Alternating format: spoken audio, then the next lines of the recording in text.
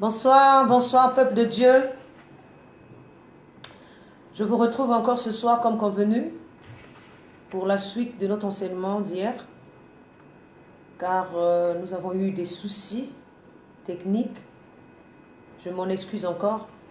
C'était pas de notre volonté.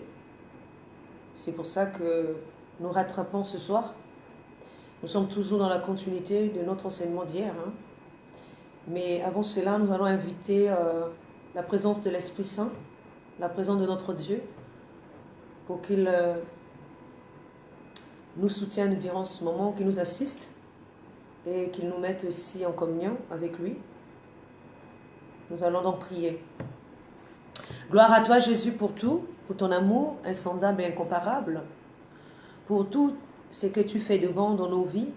Nous bénissons ton Saint-Nom et bénissons également ta présence, Seigneur. Nous voulons te recommander encore une fois de plus ce moment pour que tu en prennes le contrôle.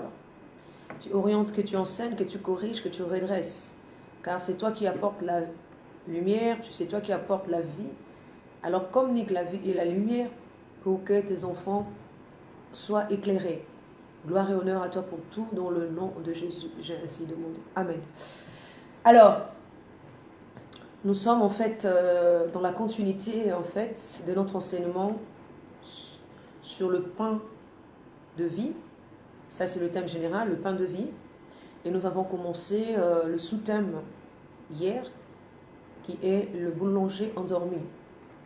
Et donc nous avons tiré notre enseignement hier dans le livre de Matthieu 4.4.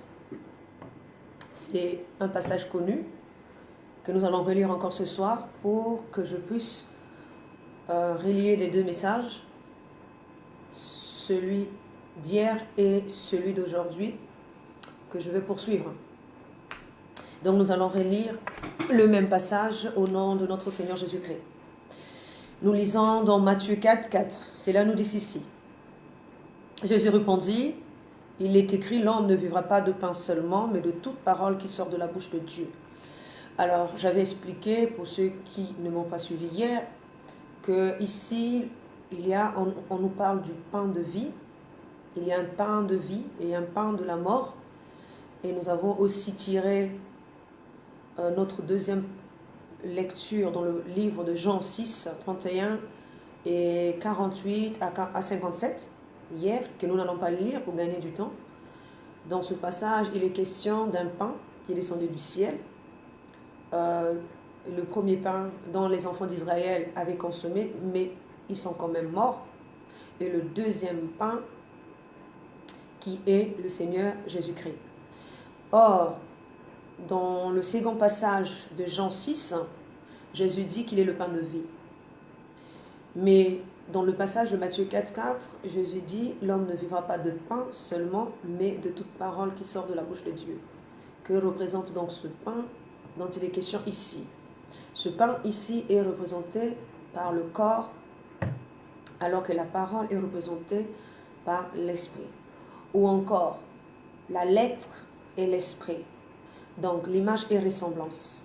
Étant donné que Jésus ici incarne la ressemblance, plutôt l'image, car il nous est dit dans Colossiens 15e verset, qu'il est l'image de Dieu invisible, le premier-né de toute la création. Et dans le passage de Romains 8, 29, il nous est dit, car ce qu'il a connu d'avance, il les a aussi prédestinés à être semblables à l'image de son Fils, afin que son Fils fût le premier-né entre plusieurs frères. Donc, il les a prédestinés, ceux qu'il a connus, il les a aussi prédestinés à porter l'image de son Fils. Alors, la partie dont je m'étais arrêtée hier, parce que, comme je l'ai dit tantôt, il y a eu des soucis techniques. On avait parlé d'une tour de four. Et nous avions dit également que cette tour de four n'était pas une tour physique, ou ce sont des fours physiques, non. Une tour ici, c'est comme un immeuble avec plusieurs niveaux ou plusieurs étages. C'est la même chose avec cette tour de four. Donc cette tour de four a plusieurs niveaux. Ce qui nous emmène à penser que, parce que Néhémie 3:11 nous dit, une autre portion de la muraille et la tour de four furent réparées par Malkija, fils de Harim, et par Ashub, fils de Pachet, Moab. Dans Néhémie 12:38, il est dit, le second cœur se mit en marche à l'opposite. J'étais derrière lui avec l'autre moitié du peuple sur la muraille passant au-dessus de la tour de four en allant jusqu'à la muraille large.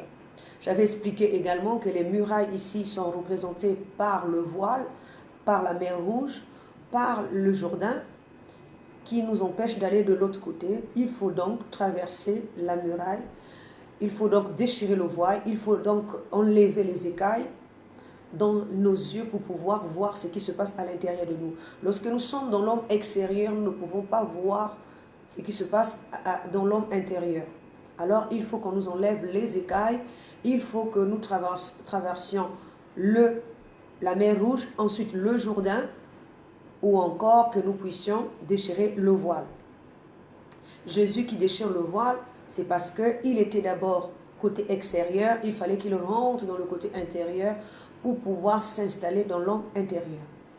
Ici, on nous dit, Jésus répondit que l'homme ne vivra pas de pain seulement, mais de toute parole qui sort de la bouche de Dieu. Parce que celui qui est intérieur, c'est l'esprit. Or, l'esprit ne consomme pas le même corps. Il consomme un corps spirituel, il ne consomme pas le corps terrestre. Il ne vit pas selon la nature de l'homme terrestre, mais il vit selon la nature de l'homme spirituel.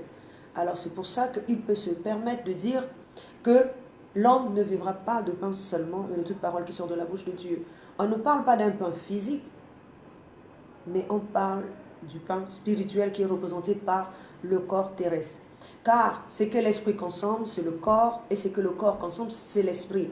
Il faut deux pour marcher ensemble. Il y en a un qui est image et l'autre ressemblance de Dieu. Alors, pour que nous puissions incarner réellement Dieu, il faut qu'il y ait les deux choses en nous.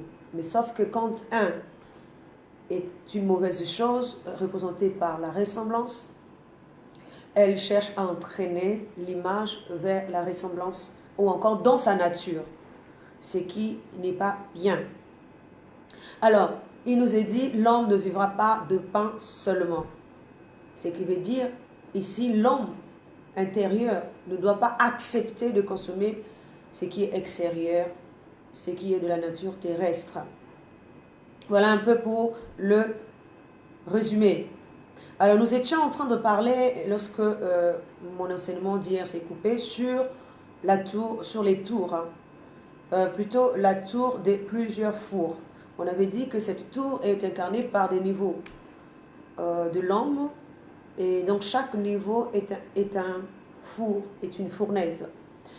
Et c'est pour ça que la parole de Dieu nous dit que l'homme doit être cuit au four et à l'eau. Et j'avais aussi rappelé en passant que lorsque les enfants d'Israël fêtaient la première Pâque, il avait été dit à Moïse de faire cuire l'agneau au four et non à l'eau. Ce qui veut dire le baptême de l'esprit et le baptême d'eau. L'esprit de l'homme doit passer par le baptême d'eau et le baptême de l'esprit. Or, ici, je ne parle pas non plus du baptême physique, de faire entrer l'homme dans l'eau physique, non. Cela consiste au dépouillement du vieil homme en nous et de recevoir la nouvelle connaissance, donc qui est le Saint-Esprit.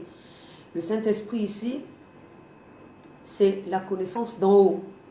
Donc, il faut que nous soyons baptisés sous deux formes. Donc, la première forme, c'est le renoncement de soi-même, qui est comme une eau, dans le sens spirituel où on plonge l'homme afin qu'il en sorte un nouveau homme. Une fois qu'il est préparé, il peut recevoir le Saint-Esprit qui est représenté par le second baptême, qui est représenté par également la colombe qui descend des cieux et qui vient habiter dans le corps de Jésus qui est sorti de l'eau. C'est pour ça que le jour de la Pentecôte, l'Esprit est descendu sous forme de langue de feu, parce que l'homme devait être baptisé de feu, donc du Saint-Esprit, donc de la nouvelle connaissance. C'est pour ça également que les disciples qui parlaient ce jour-là, le jour de la Pentecôte, ils s'exprimaient d'une manière à ce que tout le monde puisse entendre. Or ici, la langue ou encore le langage qu'employaient les disciples n'était pas un langage dans le sens physique où ils étaient en train de parler Vili, Yakam, Boshi, ou encore français, anglais, espagnol. Non, ce n'est pas dans le sens physique. Mais ils étaient en train de parler un langage spirituel et tous ceux qui étaient à côté pouvaient entendre dans leur propre langue maternelle. Ce qui veut dire, lorsque nous parlons le langage spirituel, tous les âges de l'homme, le corps, l'âme, l'esprit comprend. C'est ça le langage spirituel. Quand nous employons le langage de la vérité est un langage qui s'exprime de manière à ce que tous les niveaux de l'homme puissent comprendre. Le corps comprend parce que le corps au départ a un langage différent de l'esprit. L'esprit aussi a un langage différent de l'âme. L'âme a un langage différent de la divinité. Or, lorsque nous employons le langage spirituel, le langage de la vérité, le langage de l'esprit, non seulement l'esprit comprend, mais tous les autres niveaux de l'homme comprennent également. Donc chacun comprend dans son langage maternel. L'esprit comprend dans son langage maternel. Pourtant, c'est la même personne qui parle, mais chacun comprend dans son propre langage maternel. Alléluia. Donc la fournaise ici, c'est normal qu'il y ait une fournaise parce que l'homme doit être cuit au four. Ce qui veut dire, j'ai donné aussi l'exemple hier, une pépite d'or qui est placée dans un feu, il faut que le feu soit vraiment allumé à, je sais pas, plusieurs degrés pour pouvoir donner une forme à cette pépite. Au départ, la pépite d'or n'a pas de forme. Il faut qu'on puisse fondre cette pépite d'or et après la travailler pour lui donner une forme. C'est la même chose avec le pain. Le pain ici, c'est un corps qu'il faudra donner une forme. Et celui qui travaille ce pain, qui pétrit le pain, qui donne la forme, ici, c'est le boulanger. Alléluia.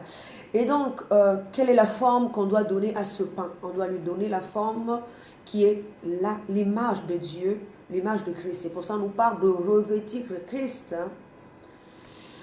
Éphésiens 3, 27 nous dit, vous qui avez été baptisés en Christ, vous avez été baptisés en Christ, vous avez revêtu Christ. Comment on revêt Christ? On ne revêt pas Christ de manière physique, on revêt Christ de manière spirituelle et ça se passe à l'intérieur de nous. C'est notre esprit qui rentre dans ce pain qui est un corps éternel. Le pain ici, il s'agit du corps éternel. Le pain de vie, il s'agit du corps éternel. Et le pain de mort, c'est le corps éphémère. Je l'ai dit aussi hier, c'est juste, je vais lier les deux choses, mon enseignement d'hier et mon enseignement d'aujourd'hui. Alors, je suis toujours sur la tour des fours. Donc, l'homme qui avance avant de revêtir Christ, il doit avancer dans les niveaux. Chaque fois, je répète également que l'homme a 12 niveaux. Donc, ces 12 niveaux sont représentés également par des fournaises, des fours, où il faut faire passer l'homme. Ce qui est représenté également par les épreuves de notre vie, de l'existence. C'est lui qu'on doit cuire ici, ce n'est pas l'homme physique, mais on doit cuire l'homme spirituel qui est l'esprit en nous. Et c'est celui-là qui doit, à la fin, porter la forme adéquate, la forme qu'il faut, qui est Christ. Parce que l'homme doit atteindre la stature de Christ. Je répète encore une fois de plus, c'est que les gens oublient, c'est qu'il n'est pas question d'une mère, d'un père, il n'est pas question d'un pasteur, quel que soit son niveau, il est question de Christ. L'évangile doit être basé sur Christ, non sur le matériel, non sur la sorcellerie, non sur toutes ces choses-là. L'évangile doit être basé sur Christ. Nous devons montrer à l'homme le chemin d'aller vers Christ, afin que l'homme, au finish, puisse revêtir Christ, qui est la stature parfaite de Christ. Seul Christ doit être notre objectif. C'est notre but final. C'est le corps éternel. Nous ne devons pas enseigner quoi que ce soit à l'homme. Quoi que ce soit, matériel, sorcellerie ou autre. Nous devons enseigner à l'homme de chercher l'éternité. Donc de craindre de se séparer du vieil homme et d'aller dans la nouveauté, dans le nouveau homme, afin de revêtir par la suite le corps éternel. S'il n'y a pas de nouveau homme, il n'y a pas d'éternité. Si nous ne faisons pas d'effort de faire naître le nouveau homme en nous, il n'y a pas d'éternité. Ça, c'est quelque chose que nous devons savoir. Il n'est pas question d'un matériel, parce que le matériel passera. Il n'est pas question de disperser le peuple de Dieu en leur disant qu'il y a X ou Y qui est le sorcier de ta famille. Ce n'est pas ça l'évangile. L'évangile ici, c'est de parler de Christ. Christ, mort à la croix, c'est celui-là qui est notre objectif. Nous devons revêtir l'état christique. C'est pour ça que Paul dit, ce n'est plus moi qui vis, mais c'est Christ qui vit en moi. À quel moment Christ a vécu en Paul? Ce n'est pas après la mort de Paul, mais pendant que Paul était vivant. Paul étant vivant a fait naître Christ en lui, et il s'est effacé, et il a laissé s'exprimer Christ. Il a laissé s'exprimer l'image de Christ. L'image de Christ doit être visible. Nous devons refléter cette image afin que ça ne soit plus nous qui vivons, mais Christ en nous. C'est pour ça que Jésus, face à la Samaritaine, lui disait, donne-moi d'abord de l'eau et moi je te donnerai de l'eau vive. Il y a un échange. Il faut faire naître Christ, le Christ en nous, afin que lui, il nous fasse naître dans l'éternité. Parce qu'il est le corps éternel. C'est le pain de vie. Il dit, si vous mangez de ce pain, vous vivrez éternellement. Donc, il est le pain éternel. Il est le corps éternel. Ce n'est pas un pain physique. Et donc, la fournaise ici, il faut que l'homme passe dans la fournaise. C'est que les gens ne comprennent pas.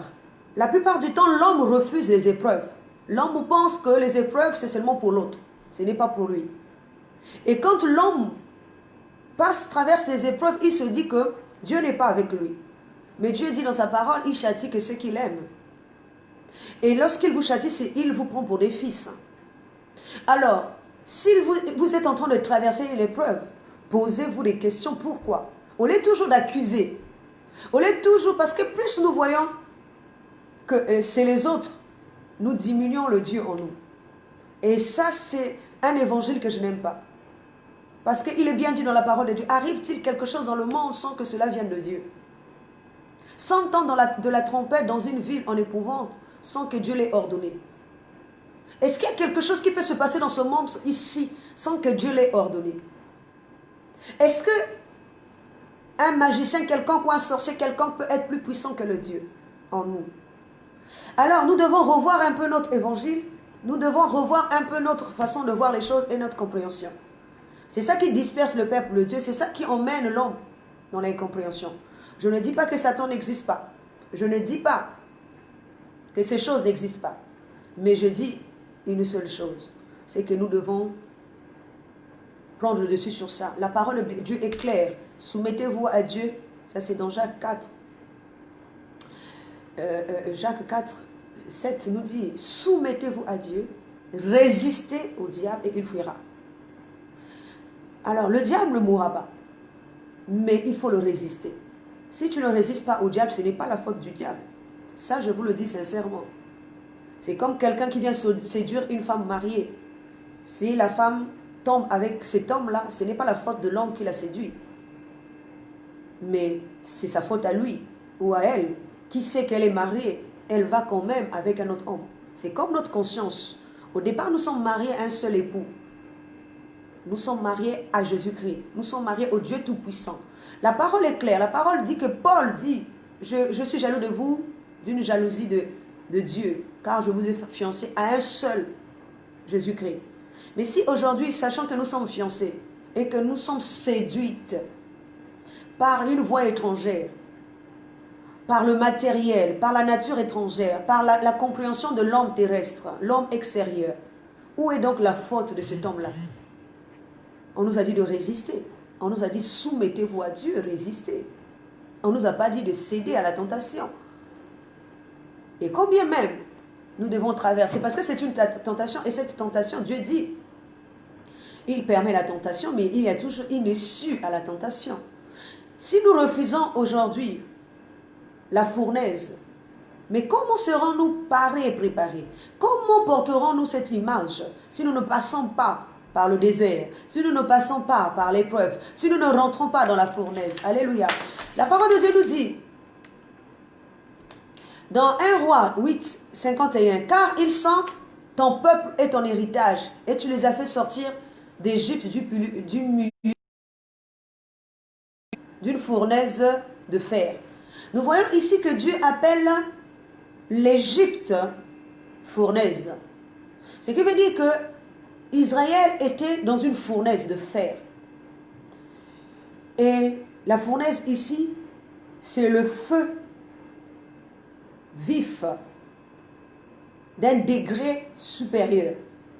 Donc, Israël, pour qu'il sorte, il a fallu qu'il aille en Égypte pendant 400 ans, 430 ans exactement. Donc 4 générations de l'homme, plus 3 ans, les 3 niveaux de lui-même. Donc, nous voyons ici que l'homme que nous sommes, aujourd'hui, nous sommes esclaves dans le corps de l'homme. L'esprit est esclave dans le corps de l'homme parce qu'aujourd'hui, l'esprit travaille, mais c'est l'homme extérieur qui jouit de l'intelligence de l'esprit. Parce que tout ce que nous pouvons faire, même dans un sens extérieur ou physique, cela ne vient pas de la capacité de l'homme physique, mais cela vient de la capacité de l'homme intérieur. Donc l'homme intérieur ne travaille pas pour son propre compte, mais il travaille pour le compte d'autrui. Et donc ce qui revient à dire qu'il est esclave au-dedans de nous-mêmes. Mais lorsque Dieu vient nous sortir du milieu de notre esclavage, c'est pour que nous puissions vivre selon notre propre nature, la nature intérieure, pas plus selon la nature extérieure. Parce que lorsque nous vivons selon la nature extérieure, nous travaillons pour le compte extérieur. Mais si nous affichons la nature intérieure, c'est que nous sommes en train de travailler pour notre propre compte, le compte de l'esprit. Ici, il est bien dit, car ils sont ton peuple et ton héritage, et tu les as fait sortir d'Égypte du milieu de la fournaise de fer. Les gens se disent, moi je n'aime pas la période difficile. Ce n'est pas moi. C'est forcément quelqu'un. C'est forcément de la sorcellerie. C'est forcément ceci. Mais comment porteras-tu l'image de Dieu si tu n'es pas taillé, si tu n'es pas brisé, si tu n'es pas façonné, si tu n'es pas formé, si tu ne deviens pas un pain de vie? Dieu dit dans sa parole, est-ce que l'argile dira au potier, pourquoi me formes-tu ainsi? Mais c'est le potier qui donne la forme qu'il veut. Mais si nous voulons avoir la forme que Dieu veut, mais laissons-le nous donner la forme. Laissons-le nous tailler à son image et à sa ressemblance pour que nous devenions des fils. Parce que si nous ne portons pas l'image et la ressemblance de Dieu, nous ne sommes pas fils dans la maison de Dieu. Nous sommes fils de l'homme. Fils dans la maison de l'homme, pas fils dans la maison de Dieu. Celui qui est fils dans la maison de Dieu, ce n'est pas celui qui porte l'image de l'homme. Nous pouvons être grands.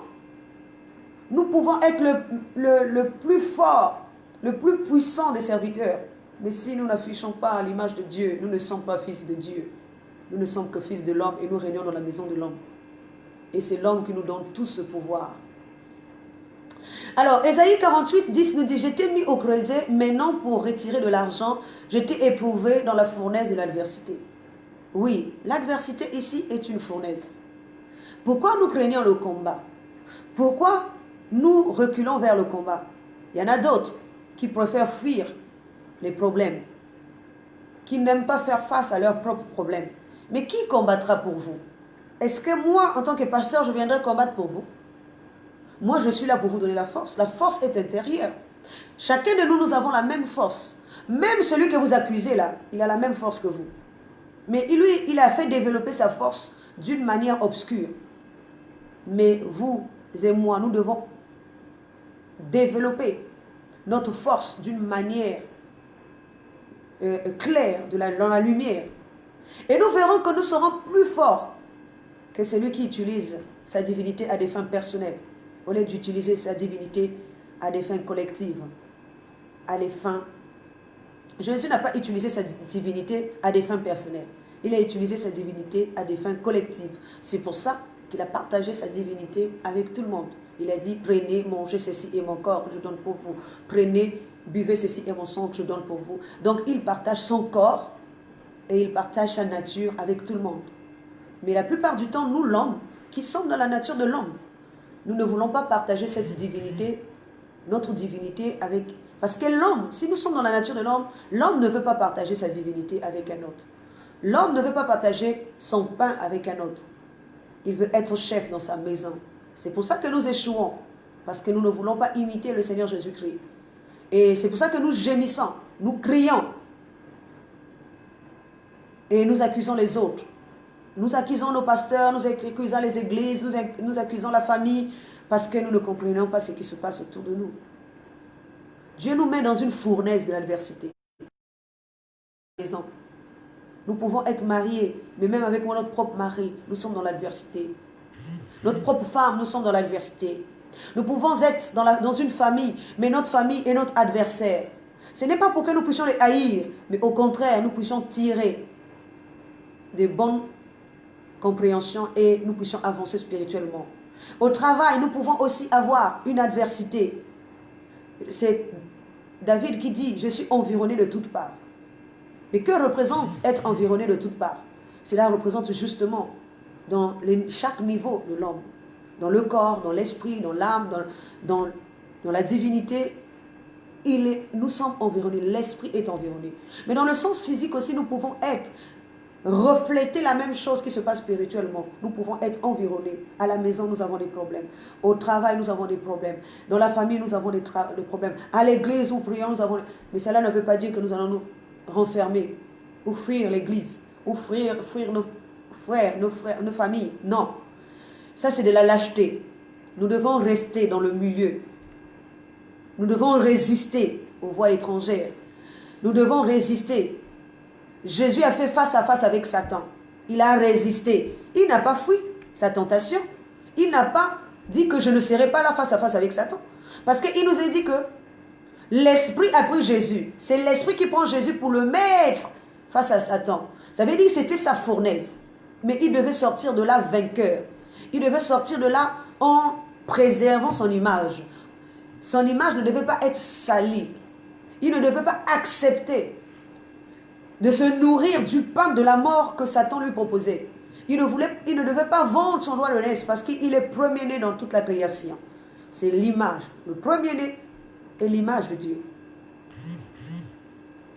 Genèse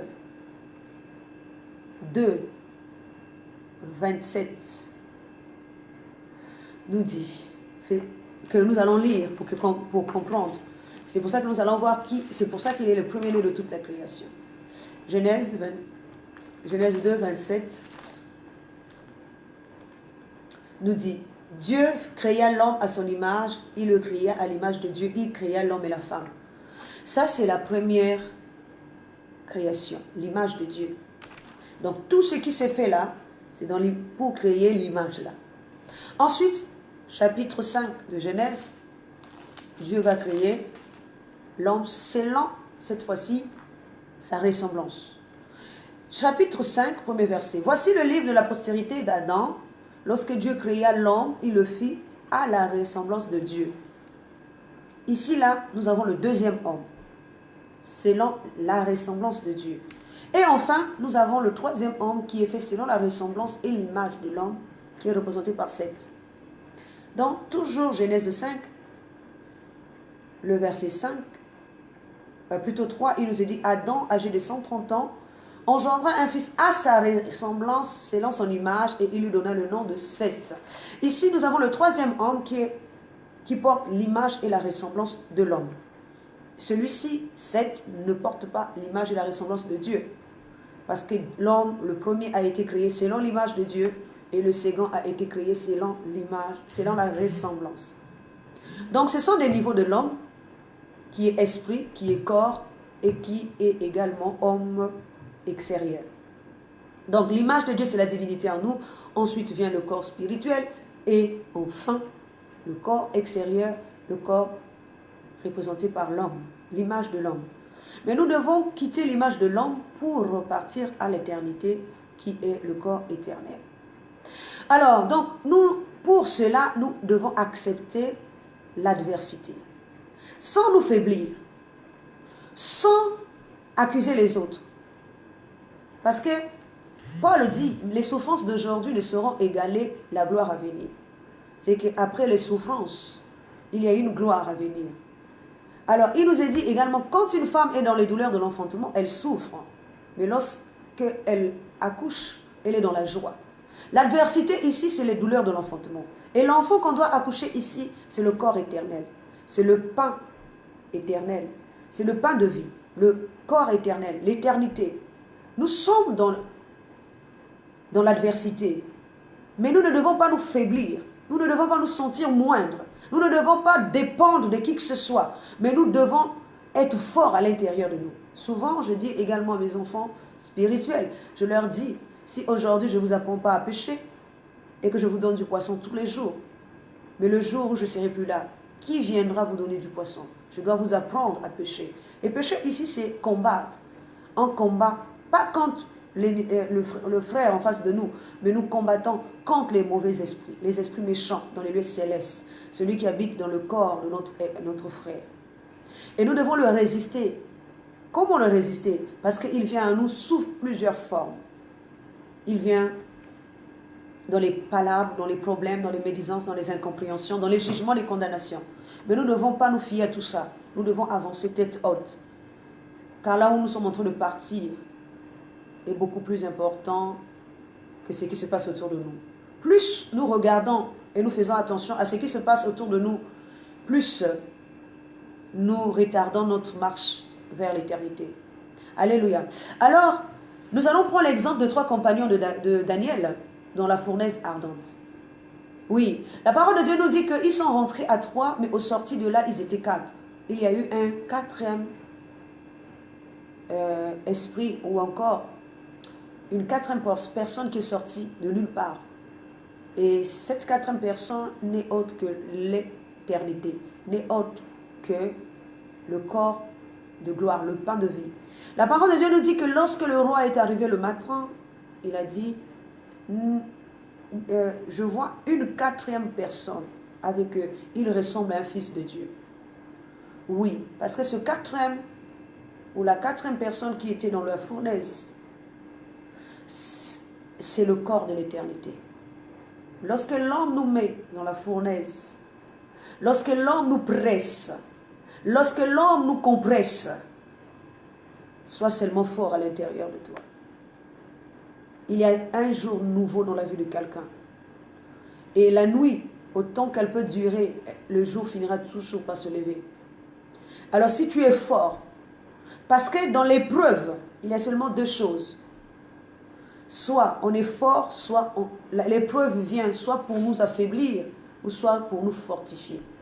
Mais il y a ceux qui sont de la race des forts, et il y a ceux qui sont de la race des faibles, qui faiblissent durant les épreuves, durant la fournaise. Au lieu de faire naître un 4e corps, parce que ce corps-là, c'est notre soi-même. Ce qui veut dire notre corps, notre âme, notre esprit en nous doit faire naître la divinité, va faire germer le Fils divin, celui qu'on voit comme un Dieu là. C'est celui-là qui est notre divinité. C'est dans la fournaise qu'il naîtra. Il ne peut pas naître si tout va bien dans notre vie. Il ne naîtra que si nous sommes confinés intérieurement. La parole de Dieu nous dit, une chose, que il vaut mieux habiter à l'angle d'un toit que de partager une maison avec une femme querelleuse. La femme querelleuse ici, c'est la chair en nous qui querelle notre esprit, qui querelle la divinité en nous. C'est pour ça qu'elle préfère rester à l'angle d'un toit que de se manifester. S'il n'y a pas de manifestation en nous, c'est qu'il y a quelque chose qui ne va pas. Arrêtons d'accuser les autres, mais voyons d'abord ce qui se passe dans notre propre vie. Lorsque nous allons comprendre ça, nous saurons où nous sommes en train de partir. Alléluia. Donc, nous allons parler du boulanger endormi, enfin. Boulanger endormi, ici, c'est l'esprit. Si l'esprit est endormi, l'esprit ne peut pas former un bon corps éternel. je vous ai dit que les 3 niveaux de l'homme qui a été mis dans la fournaise, représentés par les 3 compagnons de Daniel, ont fini par faire naître un corps éternel qui est représenté par ce fils divin que le roi a vu. Cet homme qui ressemble à un fils de Dieu. Cet homme qui ressemble à un fils de Dieu est la divinité qui doit naître de nous. Parce qu'aujourd'hui, notre divinité est endormie et c'est pour ça qu'il n'y a pas de manifestation. Or, un Dieu vit éternellement. S'il n'y a pas de manifestation, c'est qu'il est encore endormi. Osée 7, 6 à 11. Alléluia. Nous dit une chose. Ils appliquent aux embûches leur cœur pareil à un four. Toute la nuit dort leur boulanger et au matin le four brûle comme un feu embrasé. Nous voyons ici, il nous est dit que toute la nuit dort leur boulanger. Le boulanger ici, c'est celui qui forme le pain. Au lieu de former le pain, il dort. Alléluia. Alors, si notre esprit dort, comment pour former le bon corps? Comment fera-t-il pour faire naître le nouveau soi? Il faut que cet esprit-là soit éveillé. Il faut qu'il veille. Il faut qu'il soit réveillé. Mais comment on va le réveiller? On va le réveiller en lui donnant la bonne sémence, la bonne nourriture, la bonne alimentation. Il est dit ici que leur boulanger dort. Dans le sens bien, il faut qu'on réveille le boulanger pour que le boulanger nous forme un bon pain. Dans le sens négatif, le boulanger qui est endormi là, s'il est voilé, s'il est dans l'incompréhension, si l'esprit ne comprend pas les choses, l'esprit fait faire du mal. Et le mal qu'il fait là est aussi une fournaise, est un feu qui brûle les autres, qui détruit les autres. Alléluia. Dans Osée 7, 8, parce que je n'ai pas voulu lire tout le passage que vous pourrez lire. Dans Osée, bon, on va lire quand même ce passage pour que nous puissions comprendre. Osée 7, j'aime bien ce passage aussi. Il y a beaucoup de passages que j'aime bien parce que cela nous aide à comprendre les profondeurs de la parole. Alors, regardez ce que Osée 7, à partir du le 6e verset nous dit. Ils appliquent aux embûches leur cœur pareil à un four, toute la nuit dort leur boulanger. Au matin, le four brûle comme un feu embrasé. Ils sont tous ardents comme un four et ils dévorent leurs juges. Tous leurs rois tombent, aucun d'eux ne m'invoque. Éphraïm se mêle avec les peuples. Éphraïm est un gâteau qui n'a pas été retourné. Des étrangers consument sa force et ils n'en doutent pas. La vieillesse s'empare de lui et ils ne s'en doutent pas. L'orgueil d'Israël témoigne contre lui. Ils ne reviennent pas à l'Éternel leur Dieu. Et ils ne le cherchent pas malgré tout cela. Éphraïm est une colombe stupide sans intelligence. Il implore l'Égypte, ils vont en Assyrie. Alors nous voyons que dans ce passage, il nous est dit, premièrement, que ceux qui sont dans le mal sont comme un four qui est en train d'embraser les autres. Et quand tu tues les autres, ce n'est pas peut-être de manière physique d'abord, mais quand nous parlons des fois du mal des autres, et que ces gens-là sont faibles, intérieurement ils sont abattus, intérieurement ils s'affaiblissent, intérieurement ils meurent. Et nous devenons des fours qui tuent et qui dévorent nos juges, qui dévorent qui dévore nos prochains. Sans le savoir, nous sommes des tours. C'est pour ça que je voudrais dire à quelqu'un, il ne faut pas être faible intérieurement, il faut être fort. Quel que soit ce qui se passe autour de nous, nous devons marcher toujours tête haute. Nous ne devons pas regarder ce qui se passe, nous attarder. Tout ce qui se passe autour de nous est fait expressement pour pouvoir affaiblir notre esprit. Parce que ce qui se passe autour de nous est un four qui veut faire cuire notre esprit. Soit nous sortons de là fort avec un nouveau corps éternel, soit nous sortons de là morts spirituellement. Même si nous sommes vivants, mais intérieurement nous sommes abattus et nous sommes morts. Et c'est pour ça qu'il nous est dit, Éphraïm se mêle avec les peuples. Éphraïm est un gâteau qui n'a pas été retourné. Ici, on nous parle d'un gâteau qui est aussi un corps. Si le corps intérieur ne porte qu'un côté qui est représenté par ce gâteau-là, c'est-à-dire la ressemblance, et il n'y a pas d'image dans ce corps-là, donc le gâteau n'a pas été cuit de deux côtés, c'est-à-dire ressemblance et image de Dieu. Ce gâteau-là sera mauvais parce qu'il ne porte que la ressemblance. Il ne porte pas l'image de Dieu. Alors, il faut qu'un gâteau soit cuit des deux côtés. C'est-à-dire, porte l'image et la ressemblance de Dieu. C'est pour ça qu'il nous est dit, des étrangers consument sa force et ils ne s'en doutent pas. Alors, comment les étrangers peuvent consumer la force de notre esprit, de notre divinité en nous? Comment est-ce possible? Les étrangers consument la force. Les étrangers sont... L'étranger ici, c'est la nature extérieure. Nous travaillons lorsque nous faisons ce qui est de l'homme. Lorsque nous sommes en train de travailler pour l'homme. Et l'homme consume notre force et nous ne nous rendons pas compte. Nous nous en doutons même pas. C'est pour ça qu'il est nécessaire que tu puisses avoir la force intérieure. Il est dit que la vieillesse s'empare de lui et il ne s'en doute pas.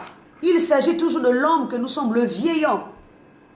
Comment le vieil homme vieillit? Mais nous ne nous en doutons pas qu'il est en train de vieillir. Parce qu'il est dit que l'homme nouveau se renouvelle dans la connaissance de Dieu. Si l'homme nouveau se renouvelle dans la connaissance de Dieu, c'est qu'il ne vieillit pas. Mais l'homme qui n'a pas de connaissance finit par vieillir. Parce qu'il ne se renouvelle pas. Il est toujours dans la même connaissance. Il mange le même pain, le pain de la mort. Il ne mange pas le pain de la vie. Et le pain de la mort finira par l'éteindre. S'éteindre un jour. Il ne se renouvelle pas, il vieillit. Il est un corps qui s'affaiblit. Il pense qu'il vit, mais à l'intérieur, il ne vit pas. Il est toujours dans le vieil homme. Alors, il nous est dit, au 11e verset, Éphraïm est comme une colombe stupide sans intelligence. Il implore l'Égypte, ils vont en Assyrie. Oui. Aujourd'hui, l'esprit de l'homme, au lieu de penser aux choses importantes, aux choses célestes, aux choses qui apportent la vie, il ne pense qu'au matériel. Je ne dis pas que le matériel est mauvais, mais lorsque nous en faisons une obsession, que toute notre pensée ne regarde que cela, c'est là que nous sommes emmenés captifs vers l'homme extérieur. Et c'est là également que nous sommes une colombe stupide qui implore l'Égypte. L'Égypte ici, c'est le corps. Nous sommes divins. Nous devons reconnaître la divinité en nous comme une force supérieure, comme un être supérieur qui ne peut jamais se prosterner devant l'homme. Le divin en nous ne peut jamais, ne doit jamais se prosterner devant l'homme, donc devant le matériel. Si aujourd'hui nous sommes en train de pleurer que pour le matériel, nous sommes en train d'implorer l'Égypte, c'est parce que nous ne savons pas qui nous sommes. Nous nous regardons avec les yeux de l'homme au lieu de nous regarder avec les yeux divins. Les yeux divins se regardent toujours grands. Car le monde appartient au divin et il n'a pas besoin d'implorer l'homme. Que tu manges aujourd'hui, que tu ne manges pas aujourd'hui. Il faut te dire que tu es grand. Tu es puissant. Tu es fort. Tu es le divin en toi est puissant. Le monde peut te serrer pour que tu n'aies pas quelque chose à manger, que tu n'aies rien. Mais il est dit dans la parole de Dieu, vous êtes dans le monde, mais vous n'êtes pas du monde. Mais si vous êtes dans le monde et que vous n'êtes pas du monde, vous ne pouvez pas faire les choses comme ceux du monde. Vous devez être différent. Il nous est dit que vous êtes le sel du monde. Le sel apporte la saveur. Mais si tu n'as plus de saveur, avec quoi la lui rendra-t-on? Mais si toi-même tu deviens comme l'homme, au lieu d'être le divin, celui qui apporte la saveur, comment tu apportes la saveur? C'est quand tu restes distinct, quand tu es différent des autres, quand tu ne t'intègres pas dans l'homme. Tu vois comme si tu ne vois pas, tu entends comme si tu n'entends pas. Tu ne veux pas faire les mêmes choses que les autres font. C'est là que tu deviens puissant. C'est là que tu arrives à faire sortir le meilleur de toi-même. Or, c'est qui porte ou qui portera l'image de Dieu, c'est le meilleur de soi-même. C'est celui-là qui est agréable devant Dieu. Ce n'est pas notre ancien homme. Le vieil homme passera, mais le nouveau homme, lui, il demeurera parce que c'est lui qui portera l'éternité. Ne soyons pas des colombes stupides, des colombes sans intelligence, des colombes qui se prosternent. Or, une colombe ici, c'est la divinité. Il est dit que l'homme est divin. Pourtant, vous êtes des dieux, mais vous mourrez comme des hommes. Comment, nous qui sommes des dieux, nous nous prosternons encore devant l'homme? Nous avons encore peur. Nous avons encore la crainte. Nous avons encore peur. Nous doutons encore. Paul dit, celui qui doute est comme celui qui se regarde dans un miroir. Après s'être regardé, il ne se rappelle plus de son image. Franchement, réveillez-vous d'abord. Là, je m'adresse à l'esprit de quelqu'un. Ce n'est pas l'homme extérieur qui est important, c'est l'homme intérieur. Je m'adresse à un esprit. Je te dis, là où tu es là, tu es puissant, tu es fort. Ne cherche pas palabre, ne cherche pas des problèmes, mais reste fort. Car on doit être l'agneau à l'extérieur, mais à l'intérieur, on est un lion. Celui qui vient te déranger doit avoir affaire avec un lion. Mais ce n'est pas dans la peur, ce n'est pas dans le doute, ce n'est pas dans les compréhensions que tu peux vivre ça. Alléluia. Alors, celui qui se prosterne devant l'homme ici, il est aussi réincarné par Joseph. Il nous est dit que lorsque Joseph est arrivé en Égypte, et nous savons également qu'Éphraïm, c'est l'un des fils de Joseph. C'est donc sa divinité. Il est arrivé en Égypte, il s'est prosterné devant le Pharaon. Et s'il s'est prosterné devant Pharaon, c'est pour ça que Pharaon lui a donné un anneau, une robe, une nouvelle identité et même un collier. Or, le collier ici sert comme un joug. L'anneau, c'est une alliance. La robe ici, c'est le pain. Donc, le corps éphémère qu'il a accepté, c'est une colombe stupide, comme l'homme que nous sommes aujourd'hui. L'anneau, je l'ai dit, c'est l'alliance. La robe, c'est le nouveau corps, le corps terrestre que nous acceptons, la nature terrestre. Le collier qu'on lui a donné ici, c'est le joug qu'on lui a mis. On lui a donné une femme, donc une nouvelle conscience. On lui a donné également une nouvelle identité. Donc, il ne s'appelle plus de son identité, il a changé d'identité. C'est comme lorsque nous arrivons dans le céleste également, il nous est dit qu'à celui qui vaincra, je donnerai un caillou blanc et un nom nouveau. C'est pour ça qu'à celui qui vaincra, comme Jacob, qui lui aussi était cette colombe stupide, parce que il a fait une chute vers la patrie maternelle en volant ce qui ne lui appartenait pas. Lorsqu'il est parti là-bas, il a été dans une fournaise, dans ces dimensions qui sont représentées par ses épouses, les 4 épouses. au retour vers le bercail, vers la patrie paternelle, vers maintenant l'éternité, parce qu'à un moment donné, c'est l'homme que nous sommes. Hein. Nous qui avons chuté. Nous étions autrefois éternels, dans la patrie paternelle. Nous sommes allés vers la patrie maternelle qui est le corps, la nature terrestre, l'homme terrestre, la conscience terrestre que nous avons épousée. À un moment donné, nous sommes aussi ce même fils prodigue qui prend sa part et qui va dépenser dans la patrie maternelle. Et quand il se rend compte que finalement ce n'est pas sa place, il va chercher maintenant le retour vers l'éternité. Pour cela, il faut qu'il commence par renoncer à l'image de la mère qu'il a portée. Alors pour cela, il lui faut un combat, la fournaise. Jacob a combattu avec Dieu à Péniel. Et il est dit que Dieu lui dit, tu as combattu avec Dieu et les hommes et tu as été vainqueur. Pourtant, il n'y avait qu'un seul homme qui combattait Jacob. Mais Dieu lui dit, tu as combattu avec Dieu et les hommes et tu as été vainqueur. Est-ce qu'un homme physique peut-il combattre avec Dieu et que Dieu n'ait pas été vainqueur? C'est dans quel sens même? Est-ce que c'est même possible dans un sens physique? Dieu n'allait pas lui donner un coup de pain qu'il meurt, ou bien juste lui ôter le souffle. Mais il a dit, tu as combattu avec Dieu et les hommes. Ce qui veut dire que l'Esprit de Dieu là, qui combattait Jacob, était dans plusieurs personnes. Et ça devenait comme une fournaise. Ça devenait comme quelqu'un qu'on était en train d'environner. Mais Jacob a été vainqueur. En combattant les gens autour de lui, il était en train de combattre un seul esprit et c'était Dieu. Mais jusqu'à ce que le soleil se lève, puisqu'il faisait nuit, quand on parle de nuit ici, c'est-à-dire Jacob était dans l'obscurité, il y avait le voile, il y avait l'incompréhension, et il ne pouvait pas reconnaître que c'était Dieu qui le combattait.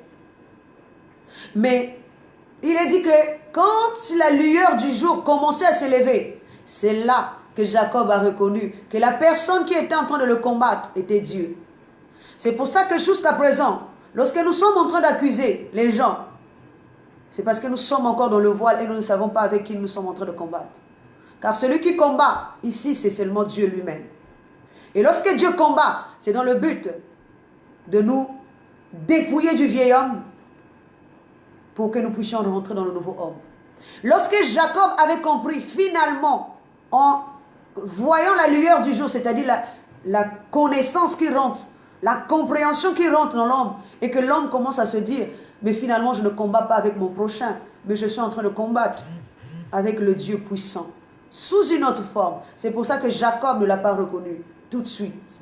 Parce que le Dieu a deux faces, face A, face B. C'est comme Moïse. Le Dieu qui envoie Moïse l'envoie avec la face A. Donc le jour, la nuit, il vient encore combattre Moïse. C'est lui-même qui envoie. Lui, il vient encore combattre Moïse. Pourquoi? Pour que sa conscience puisse se réveiller. La conscience ici, c'est Séphora. Séphora va se rendre compte que l'homme qui combat mon époux, mon mari ici, n'est autre que Dieu. Pourtant, Dieu n'était pas le Dieu de Séphora. C'était le Dieu de Moïse. Comment pouvait-elle connaître les attentes du Dieu de Moïse? Comment pouvait-elle connaître que celui qui combat Moïse était le Dieu de Moïse? Et quelles étaient ses attentes?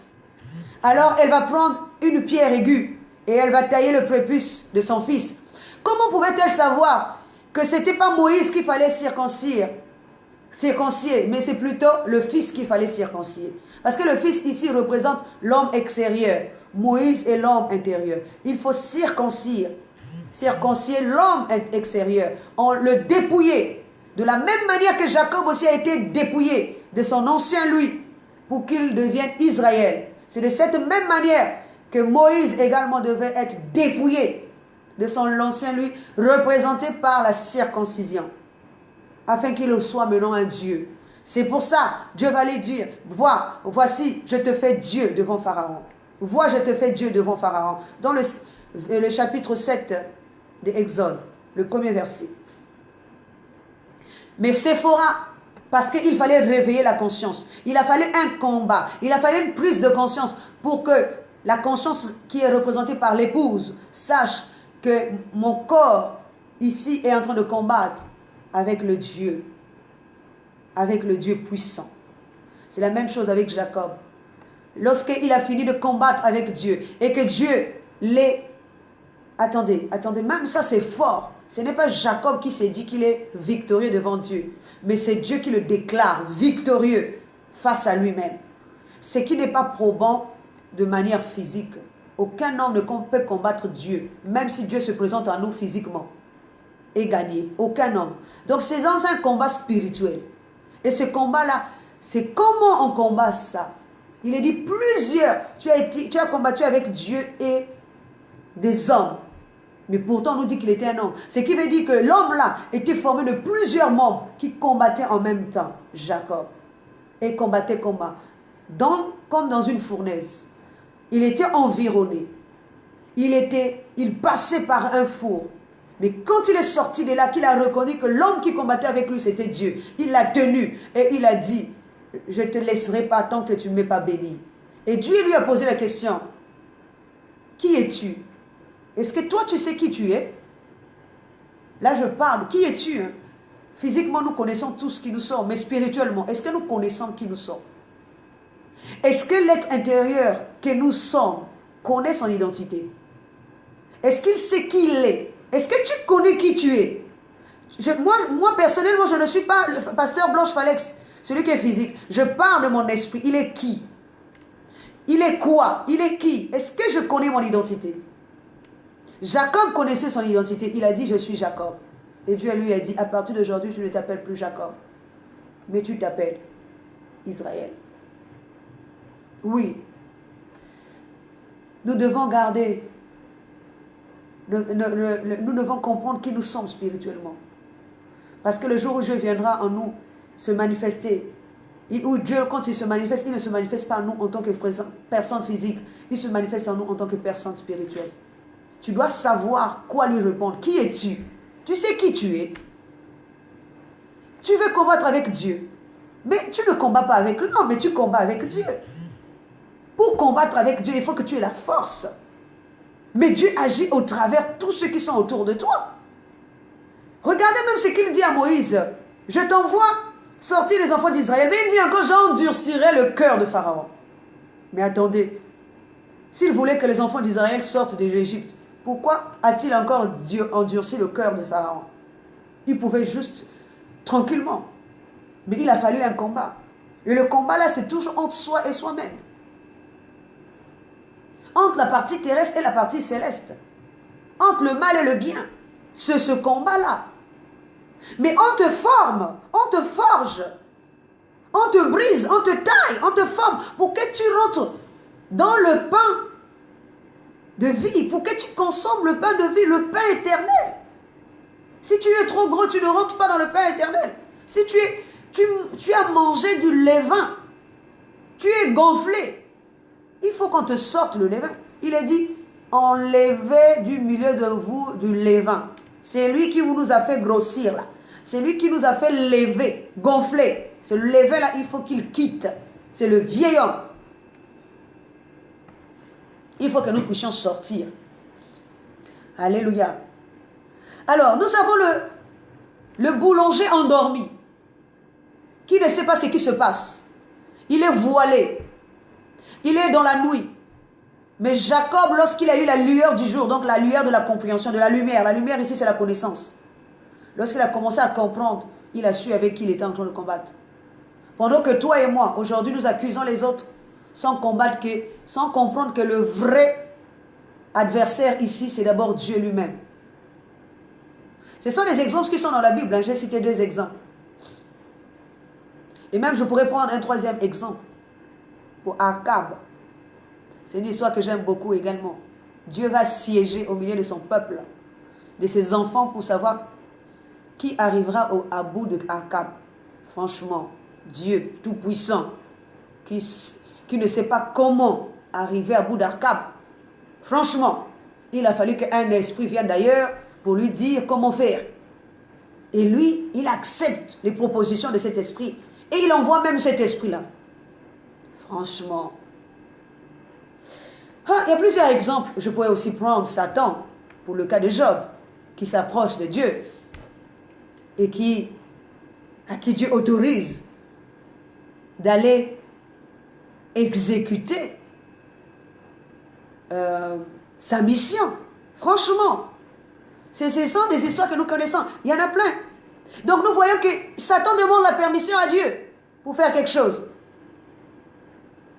Alors, il faut que nous puissions comprendre toutes ces choses pour pouvoir sortir vainqueurs. Sinon, nous allons faire du surplace.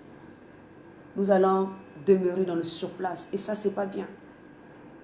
Et nous allons croire que nous sommes en train de croître. Au fond, nous ne croissons pas. Mais nous demeurons nés spirituels. Comme Zachée. Nous sommes montés sur un sycomore. Nous sommes montés sur un sycomore. Ce qui veut dire la hauteur de l'homme. Mais nous-mêmes, nous sommes sur l'homme, sur le sommet de l'homme. L'homme ici, c'est le sycomore là, le figuier sauvage. Mais nous sommes au-dessus et nous nous croyons grands. Mais nous ne savons pas. Celui qui est le grand de grands est déjà au sol. Et nous, nous sommes au sommet parce que nous sommes un nain. Notre esprit est un nain spirituel et ne grandit pas. Il est au sommet de l'homme. C'est lui la colombe stupide. Le premier Adam. Le vieil homme. Qui se croit grand alors qu'il est juste au sommet d'un sycomore. Il faut qu'il descende. Et qu'il accepte que Jésus vienne manger chez lui. Jésus vienne consommer dans sa maison. La maison ici, c'est l'homme. Tant que lui, il sera au sommet du sycomore. Jésus ne rentrera pas chez lui. Il faut qu'il descende du sycomore. Et que Jésus rentre. C'est pour ça que Jésus dit que Zachée descend. Zachée était au sommet. L'homme que nous sommes aujourd'hui, il est au sommet. Ce n'est pas sa vraie style. Il n'est pas grand, il est petit. Il est nain, il ne grandit pas. Il a besoin de descendre de ce sycomore pour que Jésus vienne manger chez lui. Jésus ici, c'est la véritable divinité. Jésus ici, c'est le pain de vie qu'il veut partager avec Zachée. Mais pour qu'il obtienne ce pain de vie, il faut que Zachée accepte Jésus chez lui. Il faut que l'homme que nous sommes acceptons d'abord le Seigneur. Il n'y a rien de gratuit.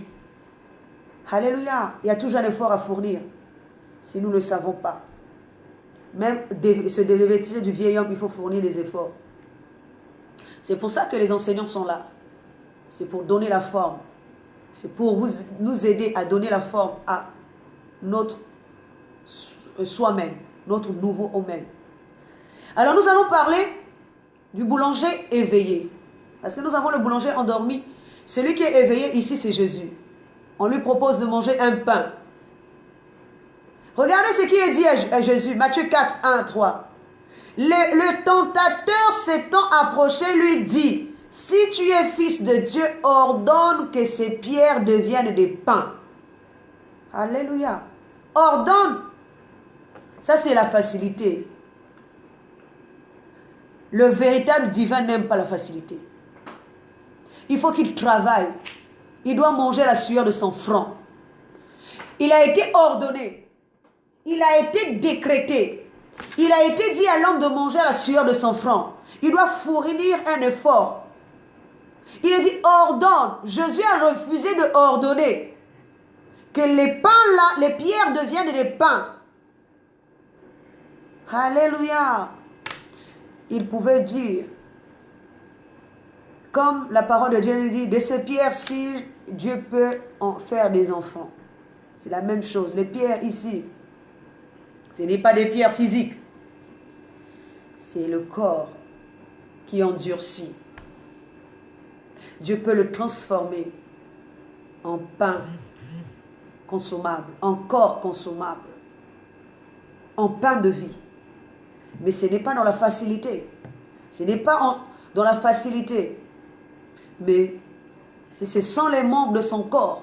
De la même manière que Jésus fournit les efforts lui-même pour consommer ce pain.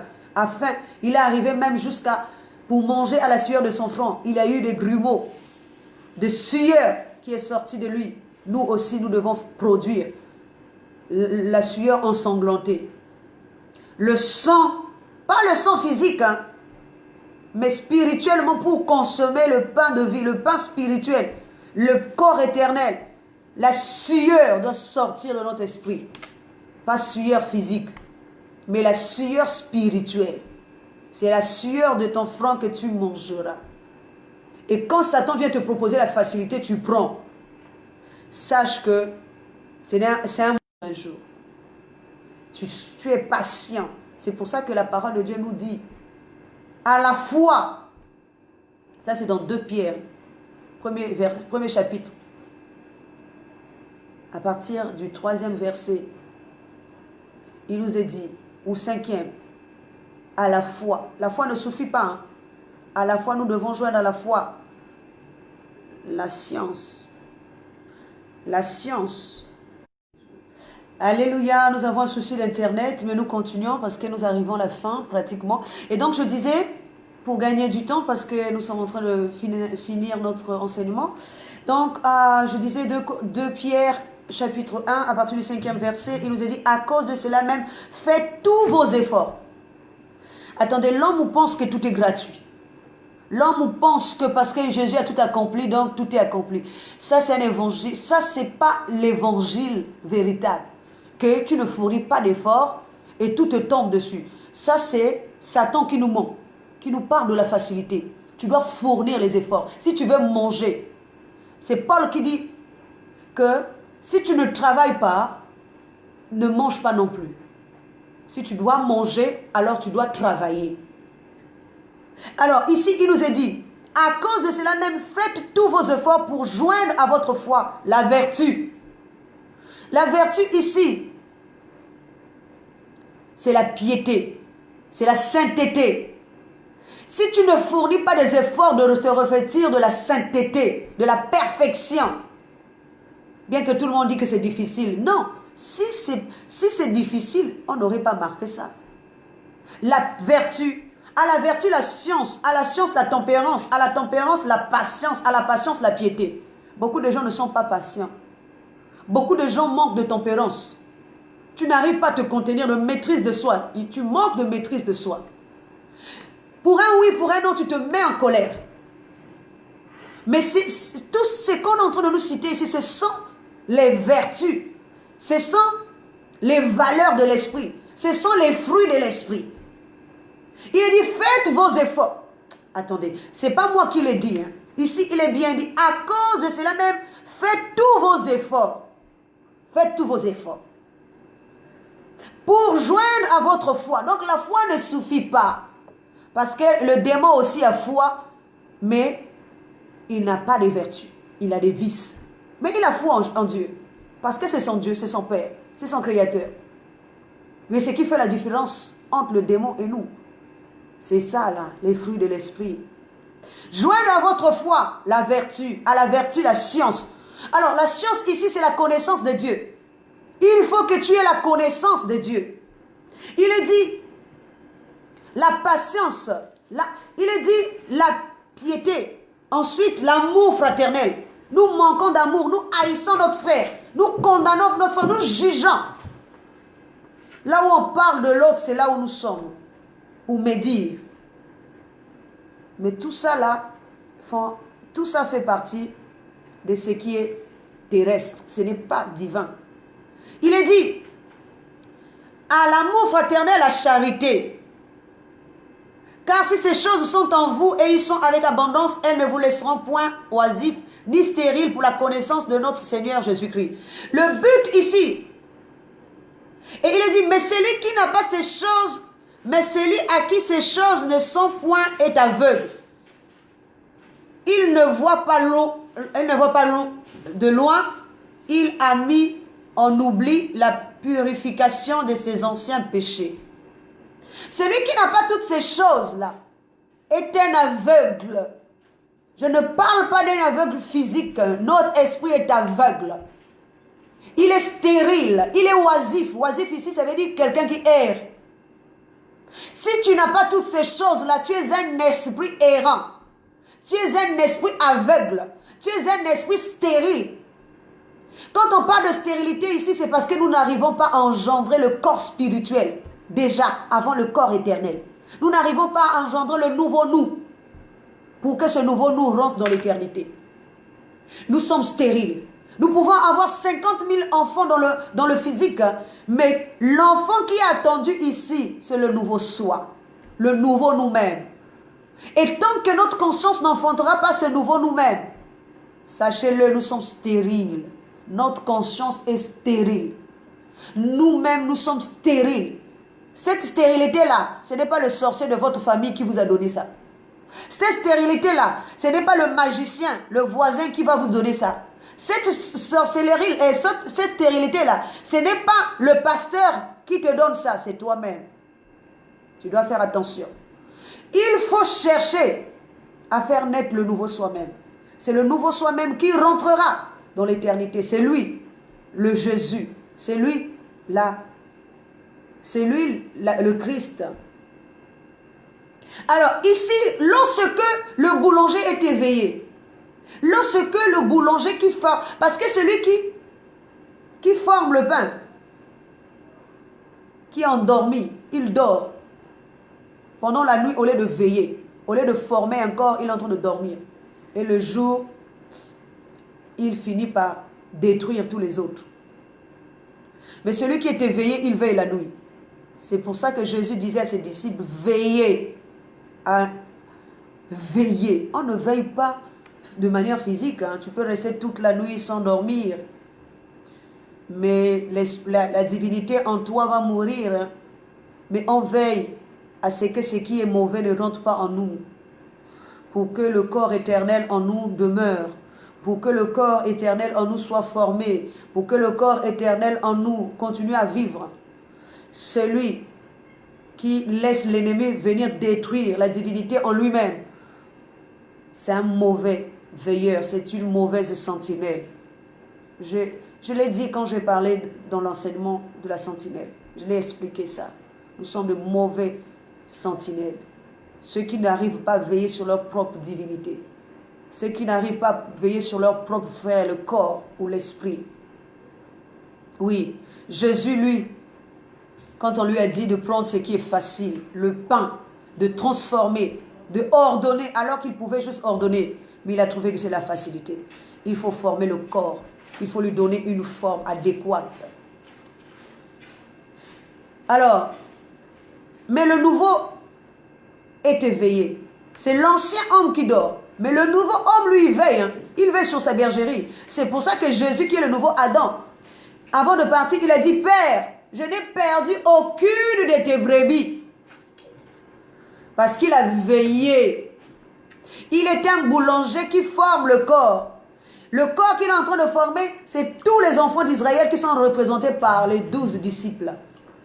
Chacun selon sa nation.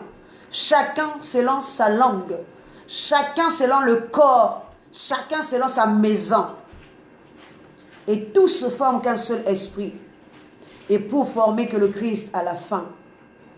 Tous sont fils dans la maison de Jésus. Il est dit, Père, je n'ai perdu aucune de tes brebis. Alors que le vieil homme, il a perdu toutes les brebis de Dieu. C'est ce qui veut dire tous les membres de son corps. Jésus n'a pas aimé la facilité, mais nous aimons la facilité. C'est pour ça que nous prenez vite. Prenez vite là. Ça, c'est pas bien. C'est pour ça que facilement, nous faisons tout ce qui est improbable, qui souille notre corps, qui souille notre âme, notre esprit, à cause de la facilité. Nous n'aimons pas patienter.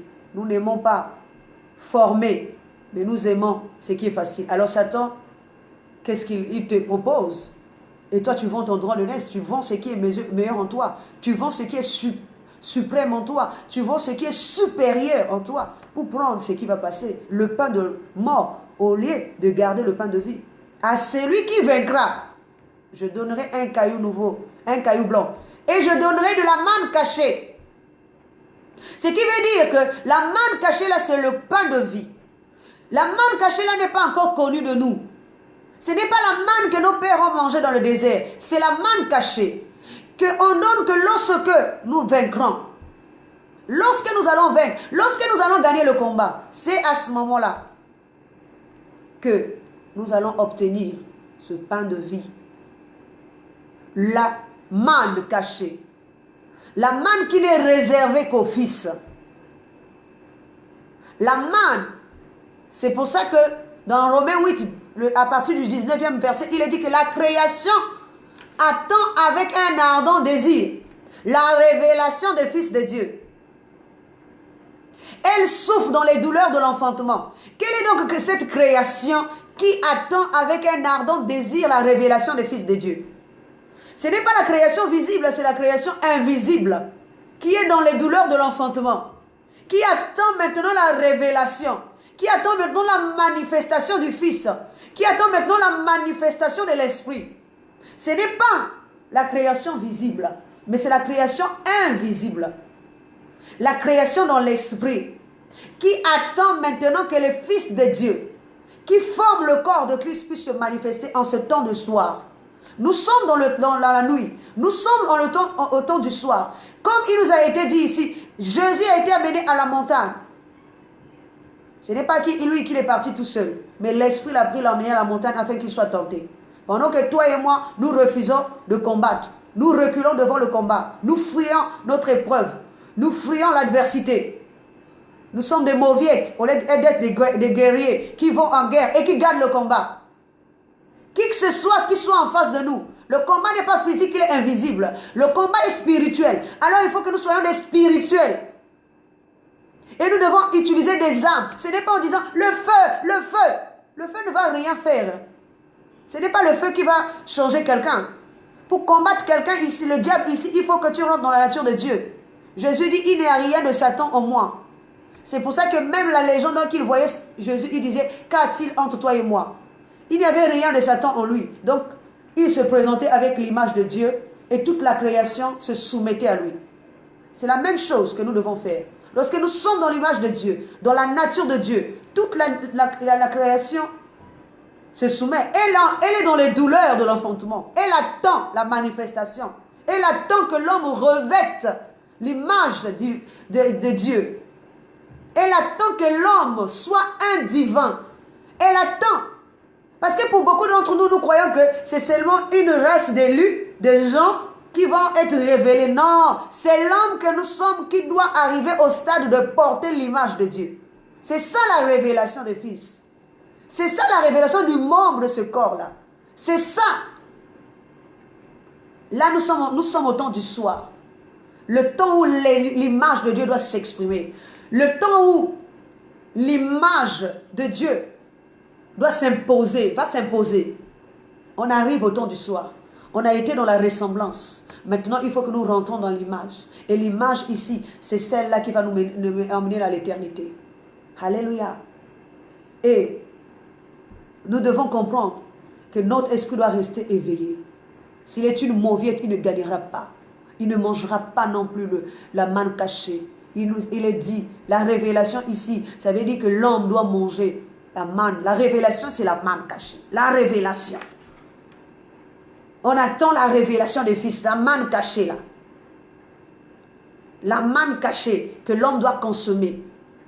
Que l'homme doit consommer. Une fois qu'il a consommé, plus personne ne va l'enseigner parce qu'il va déjà manger ce qui est caché. Qui va enseigner encore son prochain connaît Dieu? Personne. Et en ce temps-là, juste pour clôturer, et nous devons savoir que dans la maison de Dieu, il n'y a pas d'homme ni de femme. Il n'y a qu'un fils dans la maison de Dieu. C'est pour ça que ce fils-là est assis à la droite du Père. Il est le corps et le Père est l'Esprit. Et tous dans le monde, nous formons les membres du corps du Fils. Et Dieu lui-même est le divin en nous.